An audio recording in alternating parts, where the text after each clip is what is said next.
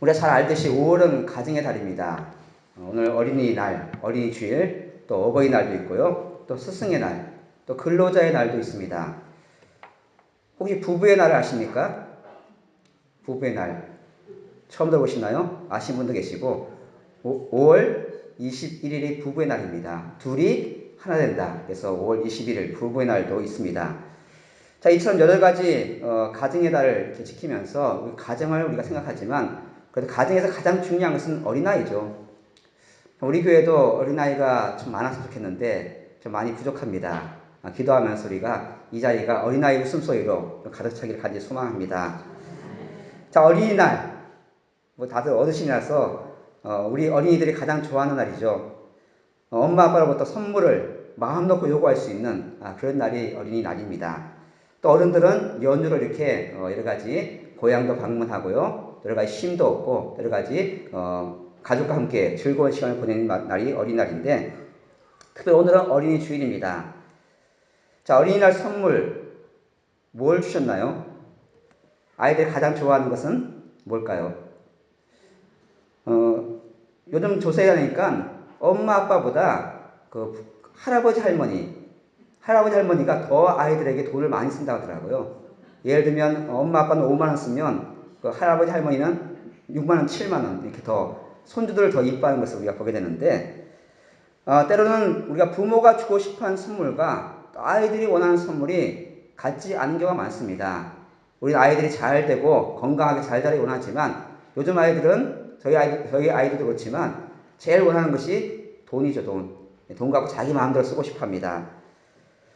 부모님들은 우리 아이들이 공부를 잘하기 원하고요. 건강하고 지혜롭게 잘 자라기 원하지만 아이들은 그 마음을 모를 때가 너무 많습니다. 자, 우리 믿음의 가정, 우리 그리스도의 가정에서 가장 중요한 것이 무엇일까? 우리 아이들에게, 우리 자녀들에게, 또 우리 후손들에게 뭘 물려주는 것이 가장 좋은 선물일까? 오늘 말씀 보면 하나님께서 우리의 원하시는 선물이 있습니다. 신명기 6장 5절 7절 말씀 보시면 이렇게 기록하고 있습니다. 너는 마음을 다하고 뜻을 다하고 힘을 다하여 네 하나님 여호와를 사랑하라. 오늘 내가 네게 명하는 이 말씀을 너는 마음에 새기고 네 자녀에게 부지런히 가르치며 집에 앉았을 때에든지 길을 갈 때에든지 누워 있을 때에든지 일어날 때에든지 이 말씀을 강론할 것이며. 하나님 아버지가 우리들에게 우리 자녀들에게 뭘 주기를 원하시는가? 하나님 말씀. 그 말씀은 하나님을 사랑하는 것. 이것을 우리 아이들에게 우리 자녀들에게 물려주기를 원하고 있습니다. 이건 고민할 필요가 없죠. 당연한 말씀입니다. 우리 자녀들에게 예수님의 십자가 사랑을 심어줘야 되고요. 부활의 소망을 갖게 해야 되고요. 하나님의 말씀을 영원한 말씀으로 믿고 순종하도록 우리 아이들에게 우리 자녀들에게 계속 가르치는 것이 부모의 책임입니다. 이것은 하나님의 명령일 뿐만 아니라 정상적인 그리스도인이라면 다 원하는 것이죠. 날마다 기도하는 것이 뭡니까? 우리 부모들이 기도하는 것이 우리 자녀가 잘 되기를 원하고 무엇보다 믿음으로 하나 되어서 믿음이 회복되기를 우리 부모들이 항상 기도하는 제목입니다. 자, 그런데 엄마 아빠의 마음처럼 또 할아버지 할머니의 마음처럼 우리 아이들이 우리 후손들이 그렇게 잘하지 못하는 경우가 많습니다. 우리 아이들이 교회 잘 나오고 열심히 신앙생활을 하고 예수 잘 믿긴 하지만 또 그렇게 기도하지만 실제로 보면 그렇지 못한 경우가 많다는 것이죠. 물론 신앙이 좋은 부모 아래서 좋은 믿음의 후손들이 나오는 것은 당연합니다. 하지만 그렇지 않은 경우도 너무 많습니다. 성경에서 쉽게 그런 예를 찾아볼 수가 있는데 이스라엘을 하나님 말씀으로 다스리고 가장 위대한 선지자였던 사무엘조차도 그 아들들을 마음대로 하지 못했습니다. 그리고 마음에 합당한 하나님 마음에 합한 그 다윗도 그 아들을 보면 다윗처럼 그렇게 살지 못했던 것을 우리가 성경을 통해서 너무나 알고 있습니다. 심지어는 다윗의 아들이 아버지를 반역하고 죽으려 했던 것을 성경은 우리에게 알려주고 있습니다. 선한 왕 히스기야 아들 므낫세는 가장 악한 왕이 되었고 또 반대로 므낫세 왕의 손자는 가장 선한 왕이 되었던 것을 성경을 우리를 통해서 말씀해 주고 있는데 그러니까 우리 마음대로 자녀가 안 된다는 것이죠. 다윗을 죽으려 했던 사울 그 아들 요나단은 오히려 다윗을 보호하는 그런 일들을 했습니다. 자, 우리가 기대하는 것, 우리가 잘 되길 원하지만 우리 아이들이 우리 자녀가 잘 되길 원하지만 부모의 마음처럼 그렇게 쉽게 우리 아이들이 움직여지지 않는 것을 너무나 잘 알고 있습니다. 이처럼 믿음의 가정에서 믿음이 좋지 못한 그런 자녀가 나오기도 하고, 반대로 불신앙의 가정에서 하나님을 믿고 위대한 사람이 되는 것도 우리가 많이 봅니다. 자, 그런데 사울의 아들 요나단, 또 므낫세의 손자 요시야 왕 같은 그런 선한 사람이 나왔을 때 우리가 하나님께 감사하고 하나님께 영광 돌려서 마땅하지만, 반대로 내가 열심히 신앙생활하고 내가 열심히 주를 섬겼는데 우리 아이들이, 우리 자녀들이, 우리 후손들이 믿음 생활을 하지 못할 때 우리 어떤 마음을 가지게 될까요? 우리가 정말로 가슴 아파하고 괴로워할 때도 있습니다. 분명히 성경은 자녀의 교육, 신앙에 있어서 부모의 책임이 크다고 말씀하고 있습니다. 우리 항상 부모로서 우리 자녀들이 믿음 생활을 잘하기를 기도해야 되고요. 최선을 다해서 말씀을 가르치고 양육을 해야 됩니다. 또한 특별히 우리의 삶을 통해서, 말만 아니라 우리의 삶을 통해서, 말만 하는 것이 아니라 우리의 행동을 통해서 내가 얼마나 하나님을 사랑하는지 우리 자녀들이 배우고 본받도록 알려줘야 하는 것이죠. 성경 특별히 어린 시절부터 어린아이들 말씀으로 양육하라고 우리에게 분명히 권면하고 있습니다. 단순 성경적인 지식, 역사적인 사실, 그것이 아니라 하나님을 사랑하고 예수를 주로 시인하고 부활의 소망을 갖도록 항상 우리 아이들을 가르쳐야 하는 것을 마땅히 말해주고 있습니다. 말씀도 암송하도록 해야 되고요. 또 가정 예배를 통해서 우리 아이들이 보고 배우도록 우리가 늘 애를 써야 됩니다.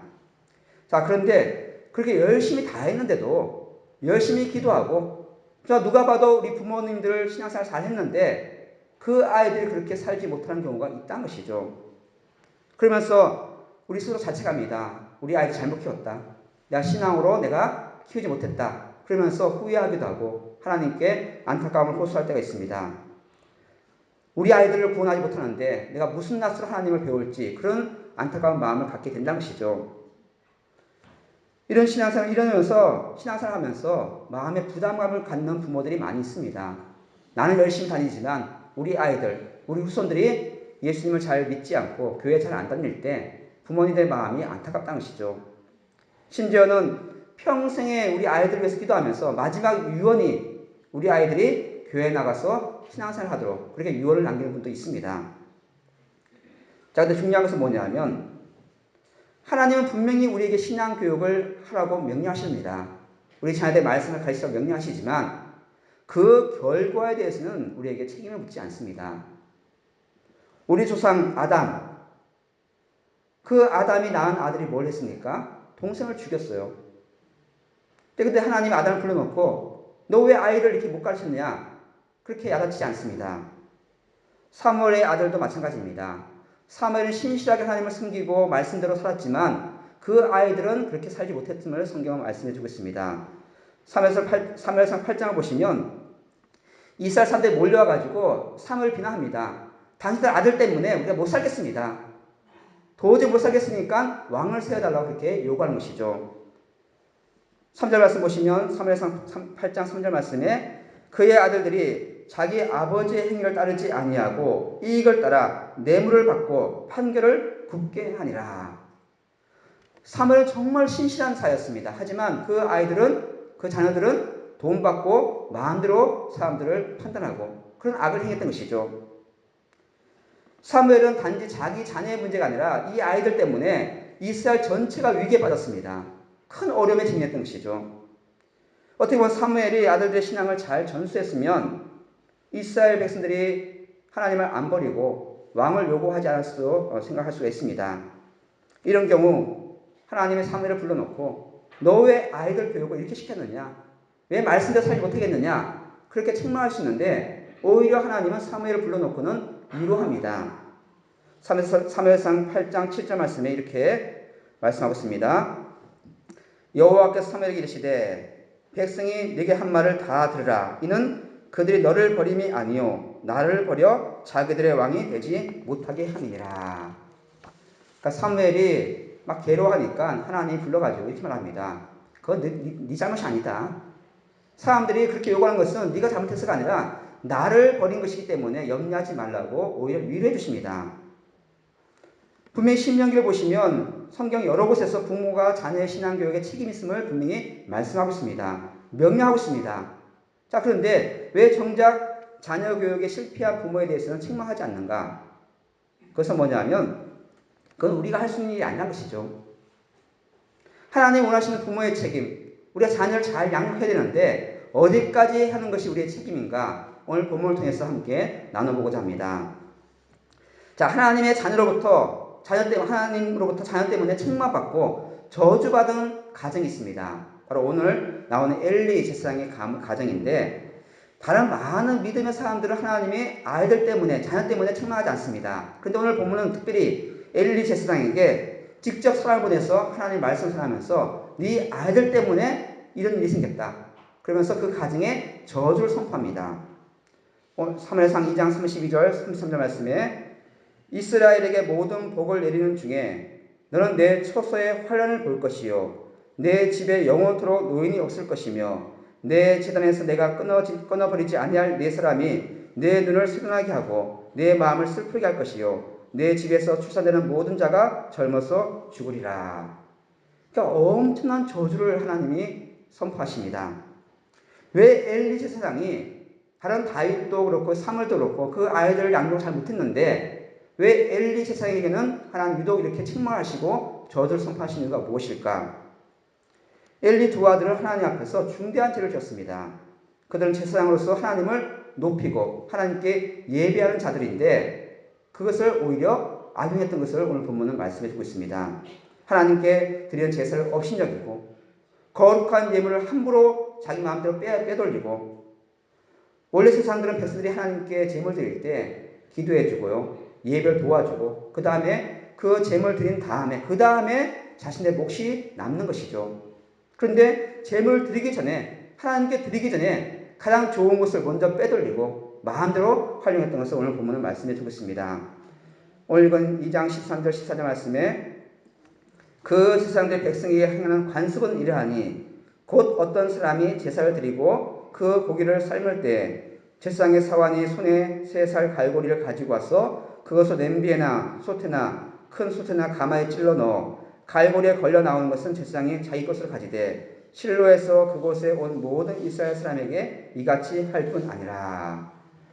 자, 이 사람들이 한두 번이 아니란 것이죠. 어쩌다 한 번 한 것이 아니라 모든 사람에게 항상 하나님께 예물을 드리는 모든 것을 자기들의 몫으로 빼돌리고 마음대로 제사를 업신여겼던 것을 오늘 본문을 말씀해 주고 있습니다. 한마디로 이 엘리의 두 아들은 구제불능입니다. 이 모든 죄를 그들의 아버지 엘리가 알고 있었습니다. 자, 그런데 이 엘리가 두 아들이 어떻게 했는가? 사무엘상 2장 14절 말씀 보시면 이렇게 말씀하고 있습니다. 내 아들들아, 그리하지 말라. 내게 들리는 소문이 좋지 아니하니라. 너희가 여호와의 백성으로 범죄하게 하는도다. 자, 엘리가 두 아들에게 뭐라고 얘기하고 있습니까? 그리하지 말라. 엘리가 그 아들 책망하는 것처럼 보입니다. 그러나 많은 학자들은 이 엘리의 이 책망이 그냥 가짜라는 것이죠. 말로만 그렇게 하지 실제로는 두 아들에 대해서 아무 책임을 묻지 않는 것을 말씀해 주고 있습니다. 왜냐하면 하나님께서 사람을 보내서 엘리의 가문을 저주할 때 하나님이 그들의 죄가 뭔지를 분명히 지적하고 있는데 그 죄가 무엇인가 하면 엘리가 하나님보다 그 아들들을 더 사랑했다고 분명히 말씀하고 있습니다. 사무엘상 2장 29절 말씀 보시면 너희는 어찌하여 내가 내 처소에서 명령한 내 제물과 예물을 밟으며 내 아들들을 나보다 더 중히 여겨 내 백성 이스라엘이 드리는 가장 좋은 것으로 너희들을 살찌게 하느냐. 자, 엘리의 죄는 뭐냐면 자녀 교육을 잘못시켰는데 다른 사무엘이나 다윗이나 그런 사람들과 다르게 엘리의 문제는 뭐냐면 그 아들들을 하나님보다 더 중히 여기고 더 사랑하는 죄를 졌다는 것이죠. 하나님보다 더 사랑하는 것은 무슨 죄입니까? 우상 숭배의 죄입니다. 특별히 하나님을 예배하는 제사장, 하나님께 나아가는 이 제사장이 거룩한 삶을 살아야 되는데 하나님께 예배하는 자인데 오히려 하나님을 아들보다 더 중히 여기고 자기 아들들을 더 사랑했기 때문에 하나님께서 이렇게 책망을 하는 것을 보게 됩니다. 만일에 그가 정말 하나님을 사랑한다면 두 아들에 대해서 책망할 뿐만 아니라 그 제사장의 직분을 빼앗아야 됩니다. 그들이 하나님께 예배 못 드리도 막아야 되는데 엘리는 아무 일도 하지 않습니다. 그냥 그리 하지 말라. 엘리는 하나님보다 자녀를 더 사랑하는 죄를 졌습니다. 우리도 마찬가지입니다. 우리 열심히 신앙생활하면서 우리 아이들을 믿음으로 양육해야 되고요. 말씀을 가르쳐야 되고 우리 아이들이 믿음 생활 잘하도록 항상 기도해야 되는데 문제는 뭐냐면 우리가 하나님보다 우리 자녀를 더 사랑하면 큰 문제가 된다는 것이죠. 물론 엘리가 그 아이들의 잘못을 막을 수는 없겠다 할지라도 엘리로서 할 수 있는 최소한의 일이 뭐냐면 그들이 하나님께 예배를 못 드리도록 제사의 직분을 박탈하는 것이 그가 할 일이었습니다. 엄청난 일인데 하나님께 예배한 일을 방해하고 하나님께 제사 드리는 것을 함부로 여기는 아들들을 그냥 내버려 둔다는 것은 하나님을 무시하는 일이었던 것이죠. 아들이 우상입니다. 아들이 하나님보다 더 높이가 있고 하나님보다 아들들을 섬겼기 때문에 하나님께서 그 엘리를 책망하고 저주를 선포한 것이죠. 말씀 읽겠습니다. 우리가 자녀에게 할 수 있는 것을 다 하는 것이 부모로서 책임입니다. 근데 우리가 연약하기 때문에 우리 부모가 마음대로 할 수 없는 부분들이 너무 많습니다. 우리가 기도하고 권면하고 책망도 하고 우리가 하지만 우리 아이들 신앙을 우리 부모 마음대로 할 수가 없는 것이 현실입니다. 특히 자녀들의 구원과 신앙 문제는 우리가 할 수 있는 일이 아닙니다. 우리가 그들의 말씀을 가르치고요, 신앙생활하고 권면하지만 구원은 우리에게 달려있는 것이 아니라 하나님께 달려있습니다. 하나님은 우리 부모들 부탁한 것은 뭐냐면 아이들을 구원하라고 부탁한 것이 아니라 우리로 부모로서 신실하게 살라고 말씀하셨던 것이죠. 우리가 책임을 다했다면 우리 아이들의 신앙과 구원과 그들의 미래는 하나님께 맡기는 것입니다. 우리가 할 수 있는 만큼 하고 우리가 할 수 없는 문제는 하나님께 맡기는 것이죠. 날마다 기도하는 것이 당연하고요. 우리 아이들에게 신앙생활 열심히 하라고 권면하고 책망하는 것이 마땅하지만 그들의 구원받는 문제는 다른 별개의 문제입니다. 하나님 앞에서 그들이 먼저 회개하고 그들 자신들이 하나님께 나와야 하는 것이기 때문에 물론 우리가 그 아이들을 위해서 열심히 해야 되지만 그 구원 문제는 우리가 할 수 있는 일이 아니란 것이죠. 우리 자신이 완벽하지 못한 것처럼 우리 자녀 또한 완벽한 그리스도를 키울 수가 없습니다. 우리가 아무리 노력하고 기도해도 우리 힘으로 우리 아이들을 구원할 수가 없는 것이에요. 우리가 할 수 있는 일은 다 하나님께 맡기는 것. 우리 모두 불완전한 부모고 또 결국 우리 아이들도 자기 인생을 살아갈 수밖에 없습니다. 하나님께 모든 것을 맡기는 것이 우리가 할 수 있는 일이란 것이죠. 자, 그런데 오늘 엘리 가문을 보듯이 제일 중요한 것이 뭐냐면 우리가 하나님보다 아이들을 더 사랑해서는 안 된다는 것을 말씀해 주고 있습니다. 우리는 무엇보다 사랑과 인내로 하나님 앞에서 우리 아이들이 돌아오기를 기다려야 되지만 가슴으로 기도할 필요가 있습니다. 우리 아이들에게 우리 자녀들에게 물려줄 가장 귀한 유산은 믿음이라는 것을 너무나 잘 알고 있습니다. 하지만 우리가 말로 하는 것이 아니라 우리의 모습을 통해서 내가 얼마나 하나님을 사랑하는지를 보여주는 것이 필요하다는 것이죠. 우리가 우리 아이들보다 우리 자녀보다 하나님을 더 사랑함을 그들에게 보여주는 것, 이게 바로 우리가 할 수 있는 최선의 일이 있습니다. 우리의 삶을 통해서 하나님을 사랑하는 것이 무엇인지, 우리의 모습을 통해서 하나님을 섬기는 것이 무엇인지를 우리 아이들에게 보여주고 그들이 우리를 본받도록 우리가 살아가는 것, 그것이 마땅히 우리가 해야 할 일이란 것이죠. 그리고 이 세상 어떤 것보다 그 무엇보다 하나님보다 더 사랑해서는 안 된다는 것을 보여주는 것이 우리가 부모로서 해야 할 일입니다. 그런데 우리가 가끔 보면요, 하나님보다 우리 자녀들을 더 사랑할 때가 있다는 것이죠. 그것이 바로 우상숭배라고 성경 말씀해 주고 있습니다. 우리 자녀를 위해서라면, 우리 정말 우리 자녀가 잘 되길 원한다면 자녀보다 하나님을 더 사랑하는 것이 우리 아이들이 줄 수 있는 가장 큰 선물이고 가장 귀한 선물인 줄 믿습니다. 요즘 시대에 우리도 그렇지만 아이들이 너무 없어요. 둘, 하나, 얼마나 귀합니까? 하지만 그 귀한 우리 자녀들이, 우리 후손들이 잘 되고 믿음을 자라게 하기 위해서 오히려 그들보다 하나님을 더 사랑하는 것이 바로 그들에게 우리가 물려줄 가장 귀한 선물이고 가장 귀한 유산인 줄 믿습니다.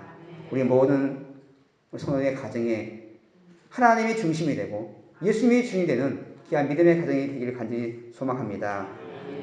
우리 자녀의 신앙을 우리의 노력과 우리의 능력이 아니라 오직 하나님의 은혜에 기대하면서 날마다 하나님께 매달리고 하나님을 더 사랑하면 우리 아이들도 그것을 보고 하나님을 의지하면서 주께 돌아올 줄 믿습니다.